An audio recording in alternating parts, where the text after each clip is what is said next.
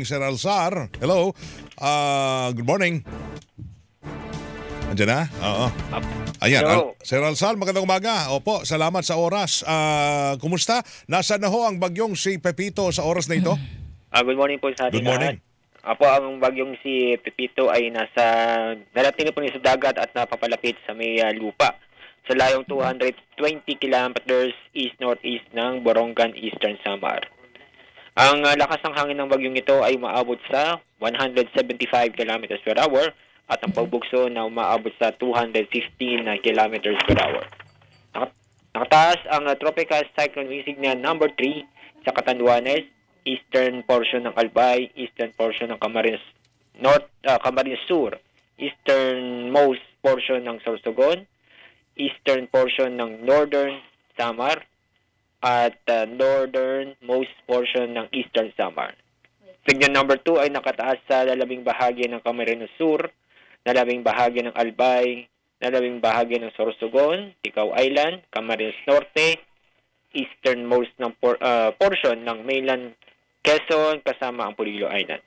Ganun din sa northern portion ng Eastern Samar, northern portion ng Samar, at ang lalabing bahagi ng Northern Samar. Signal number 1 ay nakataas sa lalabing bahagi ng Masbate, kasama Burias Island, Marinduque, Romblon.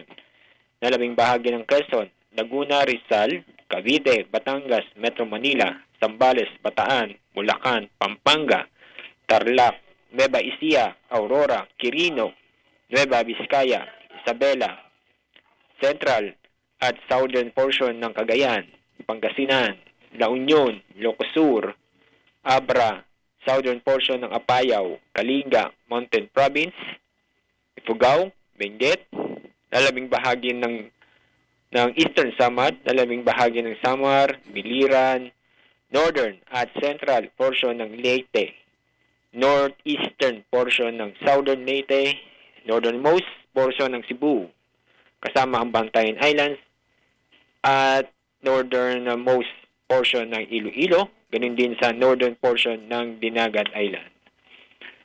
Sa mga kubahin po natin, sa mga nabanggit ng lugar, lalo po si signal number 3 at 2, doble ingat, maging alerto po tayo. Alamin po ang litas ng lugar dahil sa inaasahang mga pagulan ay ganun din sa malalakas na hangin. Ngayong araw, may inaasahan na moderate o matitindi o malalakas na pagulan. Mostly po yan sa ngayon sa eastern section ng South Luzon at sa Visayas. Ang track ni bagyong Pepito generally northwestward at maaaring lumapit sa may Bicol region. And then dadaan, posible naman ang gitna ng bagyo sa may Central Luzon hanggang sa paglabas ng Philippine Area of Responsibility. Samantala, si bagyong Ophel ay nasa bandang extreme northern Luzon at inaasahan itong hihina dahil sa lugar na po doon ay medyo malamig dahil sa hangin na mumula sa China. Sir, yung Ophel muna, sandali. Kasi parang sabi, bumalik, no? Bumalik siya, pumasok ulit sa ating area of responsibility. Tama ba? Yes po, tama po. Okay. Yan ba, sabi nyo, hihina, pero yan ba, maaring umexit rin sa mga susunod na oras? Inaasahan din ito, inaasahan na ito'y malulusang maging low pressure area bago lumabas ng part. Pero lalabas din ho ito? Posible pong hindi na, maaaring maging ramdat na po bago lumabas ng part. Okay. Sige. Ngayon, balikan natin ang bagyong Pepito. Kanina nabanggit nyo, malapit na sa kalupaan. Mga 220 kilometers ang presensya niyan.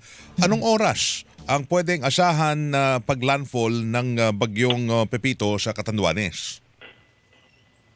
Well, maaaring pong mayang gabi o bukas po ay maaaring mag-land po sa Catanduanes. Ibig sabihin nun, Alzar, mamayang gabi mararamdaman yung buhos ng ulan. Ay, hindi po. Yung patugpo po yan sa gitna ng bagyo. So, yung pagpupulan ng tanong po nyo ay mag-upisa na po yan ngayong araw. Okay. Habang nag-uusap tayo, meron na habang ganito. nag-uusap tayo, may mga inuulan na sa ngayon.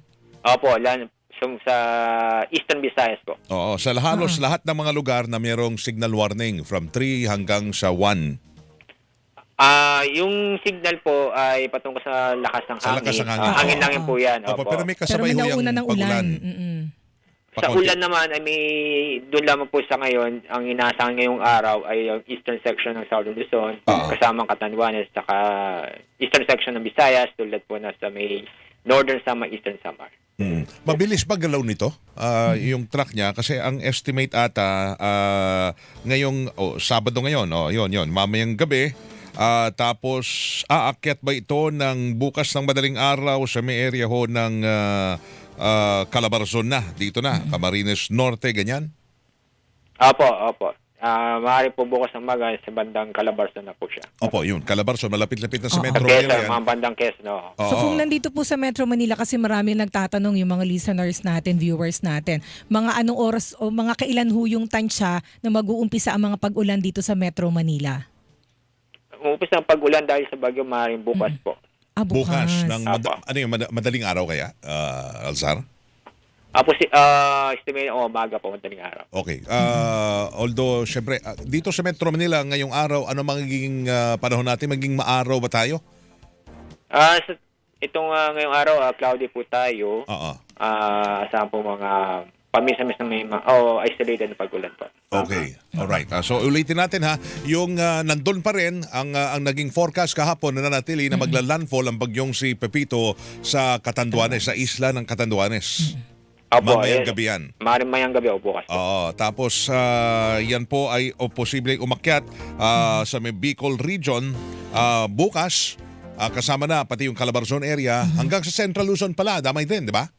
Yung sentro ng ulitin po natin, yung dadaanan ng sentro ng bagyo ay sa una lalapit sa Eastern Visayas at maaaring maglaan po sa Catanduanes. Okay. Then after sa bandang Bicol ay maaaring dumaan o tumama sa may Quezon. Yung sa pagtama sa Quezon, magla-landfall ang ibig niyong sabihin? Opo, umaga po. So mga ilang landfall ang inaasahan natin dito, Sir Alzar? Base sa forecast track ay posibleng dalawa po.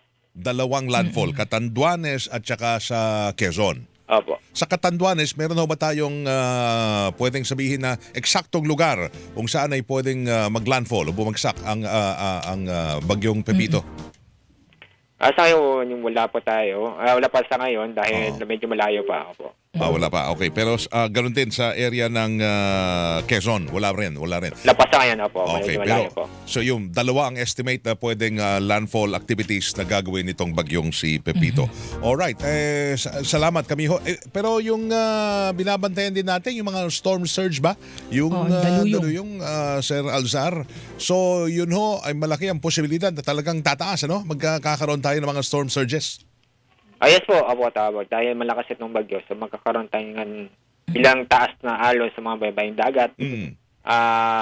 Sa may Visayas muna, sa Visayas at sa may Bicol region po. Yung Visayas, yun yung Eastern Visayas. Yan yung kasama dyan ho, yung Northern Samar, Eastern, yan ba yun, mga lugar na yan? Yes po, tama po. Tapos sa Catanduanes, yung kung saan magla-landfall, nandun din yung posibilidad na may storm surge din doon. Opo, tama po. Okay, na marami na ho kasi yung pinaghahandaan ngayon, di ba? Pinaghahanda yung epekto nitong daluyong. So, posibilidad lahat. Yung heavy rainfall, hindi ho nawawala yan. Kahit na bago siguro mag-landfall, may mga heavy rainfall lang maranasan. Opo, tama po. Tsaka importante, yung matansya din yung ulan kasi nga, ang nakakatakot kasi yung tipong hating gabi o madaling araw mag-ulanan tapos hindi nakakalikas yung ating mga kababayan. Kaya importante yung laging napapakinggan yung advisory ng Pag-asa, napapakinggan sa atin, hindi ba? At lumikas na bago dumilim kasi ang hirap mag-rescue, di ba? Pagka madilim na. Tapos, syempre, precautionary, baka putol din ang supply muna ng kuryente. Isa pa yun. Ito lang panghuli sa akin, Sir Alzar, yung mga advisory naman ng heavy rainfall, yan ho, yung mararanasan ba at pwede nating asahan simula ho bukas sa Metro Manila. Kasi naglalabas tayo niyan pag merong naranasan ganyan. Yes. Opo, sakit na namin sa bukas po ay mag-upisang makaranas ng pag-ulan dahil sa bagyo. Okay, sige. Sir Alzar, salamat ho na marami sa pinakauli na balita niyo ho dyan sa Pag-asa. Mukhang wala ho kayong tulugan ngayon.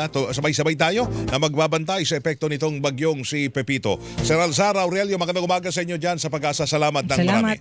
Maraming salamat po at mag-ingat po tayo. Thank you. Napakahalaga ng ginagawa ho ng ating pag-asa sa mga panahon na ito, mga kapuso. Alas 5:45 ng umaga na. Super Radio, DZDD, Bantay!